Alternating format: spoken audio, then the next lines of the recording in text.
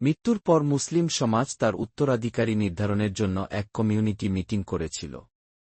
ওমর নবীর সাল্লাল্লাহু আলাইহি ওয়াসাল্লাম নিকটতম সঙ্গীদের একজন এক অন্য সঙ্গী আবু বকরকে প্রার্থী হিসেবে মনোনীত করেন এবং বলেন,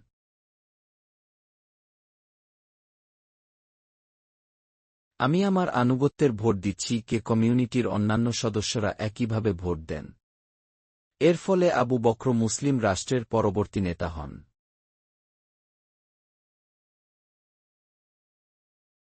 এই আনুগত্যের ভোট পুরুষ ও নারী উভয়ই প্রদান করেছেন। কোরআন যখন এই ভোটের বিষয়ে উল্লেখ করে, তখন নারীদেরও প্রাসঙ্গিকভাবে বোঝানো হয়, যেমন সূরা মুতাফফিফিন ৭-১২ আয়াতে নবীকে নারীদের আনুগত্যের শপথ গ্রহণ করতে বলা হয়েছে, যতক্ষণ তারা সমস্ত শর্ত পূরণ করে।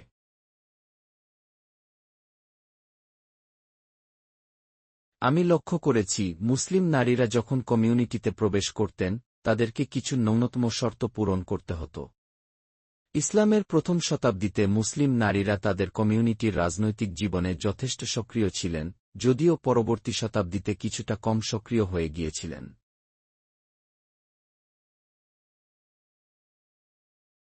কিন্তু কখনও কখনও তারা আবার সক্রিয় হয়ে উঠতেন। উদাহরণস্বরূপ, ওমরের শাসনকালে একটি আইনসভা ছিল, যার নাম ছিল committee to tie and untie. এই আইনসভায় পুরুষ ও নারী উভয়ই অংশগ্রহণ করতেন।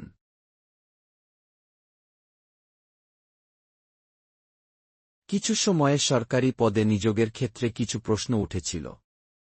ওমর শপথ করেছিলেন, তিনি কাউকে নতুন পদে নিযোগ দেবেন না যদি না প্রাথমিকভাবে নবীর সাল্লাল্লাহু আলাইহি ওয়াসাল্লাম, কিছু স্ত্রী ও কমিউনিটির অন্যান্য সদস্যদের অনুমোদন পান। নবীর সাল্লাল্লাহু আলাইহি ওয়াসাল্লাম জ্ঞানী ও সাহসী স্ত্রী আয়েশা বিশেষভাবে রাজনৈতিক উদ্যোগে পরিচিত ছিলেন।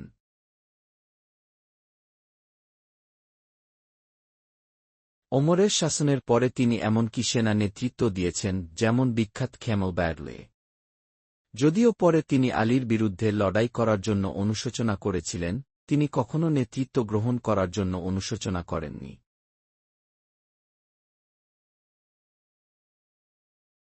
কোরআন এবং নবীর সাল্লাল্লাহু আলাইহি ওয়াসাল্লাম হাদিস অনুযায়ী, সমস্ত মুসলিম পুরুষ ও নারীকে জ্ঞান অর্জন ও শেখার জন্য উৎসাহিত করা হয়েছে।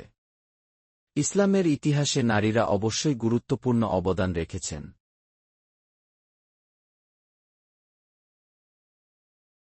নবীর সাল্লাল্লাহু আলাইহি ওয়াসাল্লাম স্ত্রী এবং আবু বকরের কন্যা আয়েশা তার জ্ঞান এবং প্রাচীন আরবি কবিতা, চিকিৎসা এবং ইসলামিক আইন সম্পর্কে দক্ষতার জন্য সুপরিচিত ছিলেন।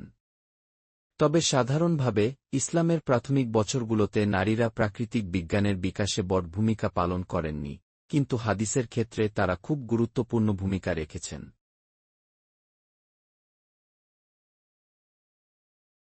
এই মহান নারী পণ্ডিতদের সংখ্যা এতই বেশি যে এখানে তালিকা দেওয়া সম্ভব নয়। তবে তাদের নাম বিভিন্ন গ্রন্থে পাওয়া যায়। তারা শিক্ষার্থী এবং শিক্ষক উভয় হিসেবেই বড় পাবলিক শিক্ষা প্রতিষ্ঠানগুলিতে শিক্ষাদান ও গ্রহণ করেছেন, যেখানে উভয় লিঙ্গের মানুষ অংশগ্রহণ করেছেন।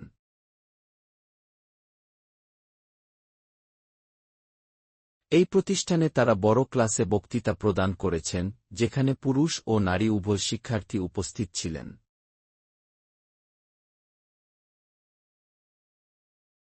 কালিফাদের সময় অনেক গ্রন্থে স্বাক্ষর পাওয়া যায় যা প্রমাণ করে যে শিক্ষার্থীরা নির্দিষ্ট মানদণ্ডে পাশ করেছেন। স্বাক্ষরে প্রায়শই দেখা যায়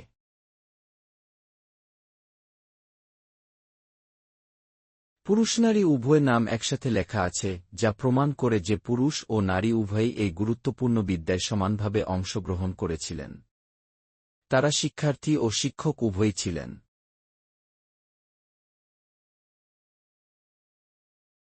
আজকের আমি যা চেষ্টা করেছি তা হল, মুসলিম পুরুষ ও নারীর ভূমিকা সংজ্ঞায়িত করা নয়, বরং দেখানো যে এই ধর্মের বিস্তৃত নীতিমালা এবং আল্লাহর হিদায়েতের আধ্যাত্মিক ভাবধারায় মুসলিম কমিউনিটির অগ্রগতি ও বিকাশের জন্য অসীম সম্ভাবনা রয়েছে।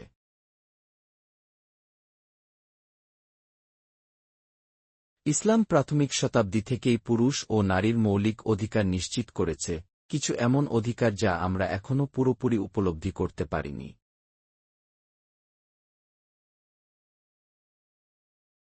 আমাদের অবশ্যই এই বার্তার মূল উদ্দেশ্য অনুযায়ী নিজেদের সমর্পিত করতে হবে। আমাদের অবশ্যই আমাদের দৃষ্টিভঙ্গি প্রদান করতে হবে এবং কমিউনিটির অভ্যন্তরীণ ও বহিরাগত সমস্যার সমাধানে অবদান রাখতে হবে।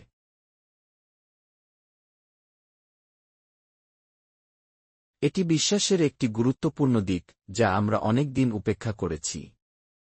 আমাদের অবশ্যই কোরআনের সেই বর্ণনার দিকে এগিয়ে যেতে হবে, যেখানে আল্লাহর প্রতি সত্যিকারের আত্মসমর্পণের কথা বলা হয়েছে।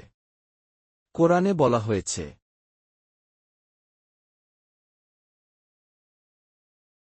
তোমরা মানুষের মধ্যে শ্রেষ্ঠ যারা তৈরি করা হয়েছে, কারণ তোমরা ন্যায় প্রতিষ্ঠা করো এবং অন্যায় নিষিদ্ধ করো।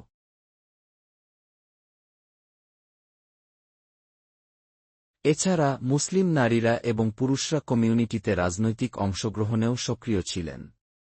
উদাহরণস্বরূপ, নবীর সাল্লাল্লাহু আলাইহি ওয়াসাল্লাম মৃত্যুর পর মুসলিম সমাজ নতুন নেতা নির্বাচন করতে হলে কমিউনিটির নারীরাও অংশগ্রহণ করেছিলেন।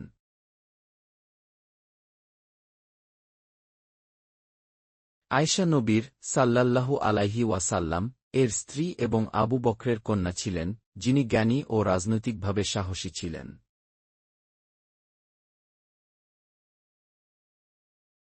মুসলিম নারীদের ডিভোর্সের অধিকার সম্পর্কে বলা যায়, প্রায় সমস্ত ইসলামিক আইন গ্রন্থে উল্লেখ আছে যে নারীরা স্বামীর সঙ্গে বিবাহ বিচ্ছেদ করতে পারে। নবী সাল্লাল্লাহু আলাইহি ওয়াসাল্লাম এর জীবদ্দশায় এক মহিলা নবীর কাছে এসে বলেছিলেন,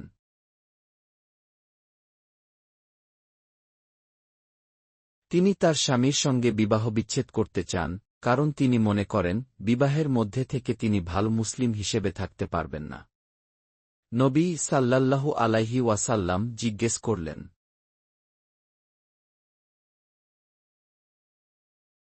আপনার স্বামী কি কোনো ভুল করেছেন? তিনি বললেন, না, তার চরিত্র চমৎকার। নবী সাল্লাল্লাহু আলাইহি ওয়াসাল্লাম বললেন, ঠিক আছে, তাহলে স্বামীর দেওয়া বিয়ের উপহার ফিরিয়ে দিন এবং আপনি বিচ্ছেদপ্রাপ্ত হবেন।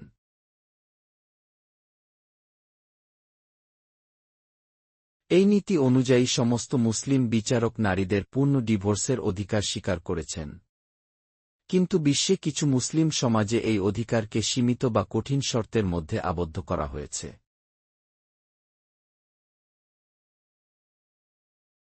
অনেক মুসলিম মনে করেন নারী ডিভোর্স করতে পারবে না যদি না স্বামী অনুমোদন দেন।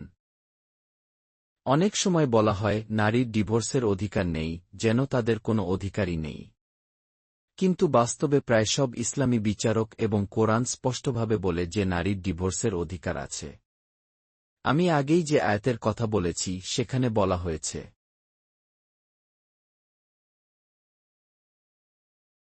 যদি কোনো নারী স্বামীর অবাধ্যতা বা দুর্ব্যবহারের আশঙ্কা করে, তার একটি বিকল্প হল তাকে তালাক দেওয়া।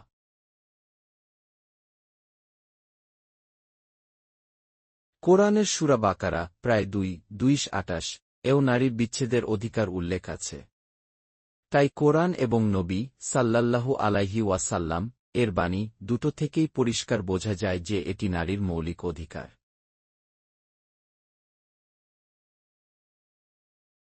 আপনি বললেন, ডিভোর্সের জন্য কি ভালো কোনো কারণ থাকা দরকার?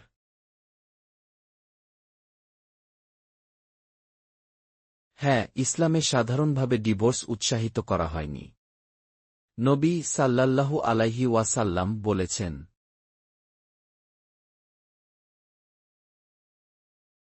হালাল বিষয়ের মধ্যে আল্লাহর কাছে সবচেয়ে অপছন্দনীয় হল তালাক।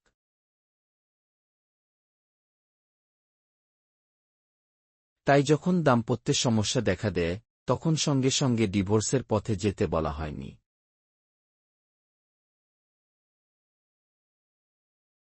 বরং পরামর্শ নিতে পরিবার ও আত্মীয়দের মধ্যস্থতা করতে পুনর্মিলনের চেষ্টা করতে।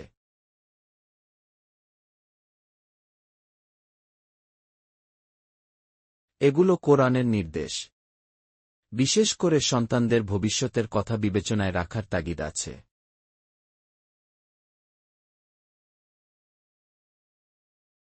তবুও যদি কোনো নারী বা পুরুষ সত্যিই মনে করেন এই বিবাহ তাদের আত্মিক, মানসিক বা নৈতিকভাবে ধ্বংস করছে, তবে তাদের অধিকার আছে বিবাহ বিচ্ছেদ করার।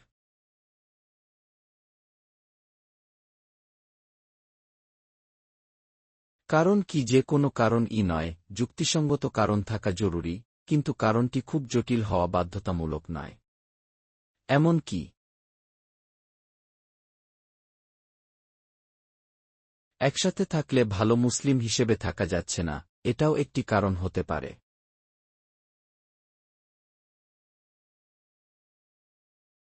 এখন পলিগ্যামি, একজন পুরুষের একাধিক স্ত্রী, বিষয়ে ব্যাখ্যা। অনেক মানুষ মনে করেন মুসলিম পুরুষরা যেন মজা করার জন্য 4 জন স্ত্রী নিতে পারেন। বিষয়টা মোটেও তা নয়।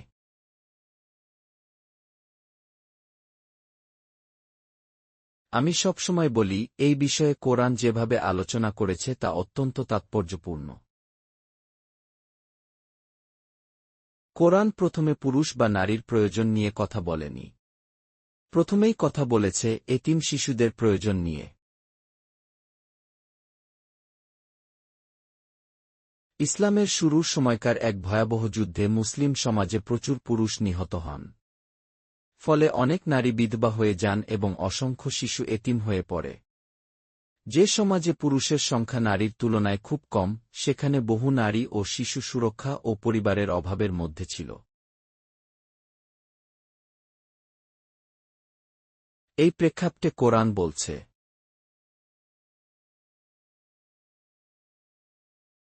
যদি তোমরা এতিমদের ব্যাপারে আশঙ্কা করো, তাহলে তাদের মায়েদের মধ্য থেকে 2, 3 বা 4 জনকে বিবাহ করো। কিন্তু যদি ন্যায় বিচার করতে না পারো, তবে একজনেই।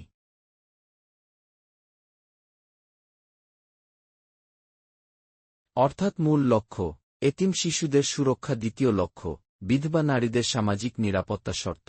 যদি ন্যায় বিচার করতে না পারো, তবে একজনেই। এখানে পুরুষের ইচ্ছা নয়, বরং একটি ভয়াবহ সামাজিক সংকটের সমাধান ছিল এই নির্দেশ। কোরআন একটি বিদ্যমান ব্যবস্থা, বহু বিবাহ, সম্পূর্ণ নিষিদ্ধ করেনি, বরং সেটিকে মানবিক উদ্দেশ্যের দিকে পুনর্নির্দেশ করেছে। এটাও সত্য, ইসলামের কোনো জায়গায় বলা হয়নি যে 4 স্ত্রী নেওয়া একটি আদর্শ পরিবার ব্যবস্থা।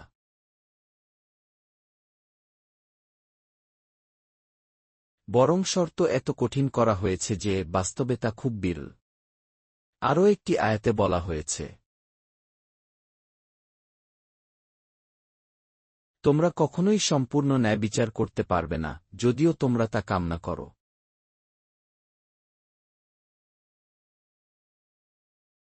এটি দেখায় এটি পুরুষের জন্য কোনো আনন্দময় সুবিধা নয়, বরং একটি কঠিন দায়িত্ব।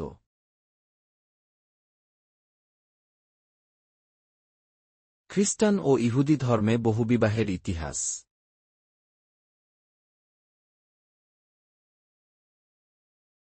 পুরাতন নিয়মে নবী সোলোমন ছিলেন 7 স্ত্রী ও 3 উপপত্নীর স্বামী। যিশু আলাইহিস সালাম কোথাও বহুবিবাহ নিষিদ্ধ করেননি।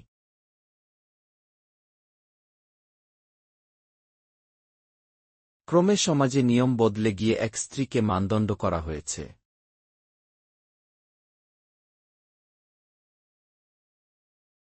ইসলামও বলে সাধারণ অবস্থায় একজন স্ত্রী আদর্শ।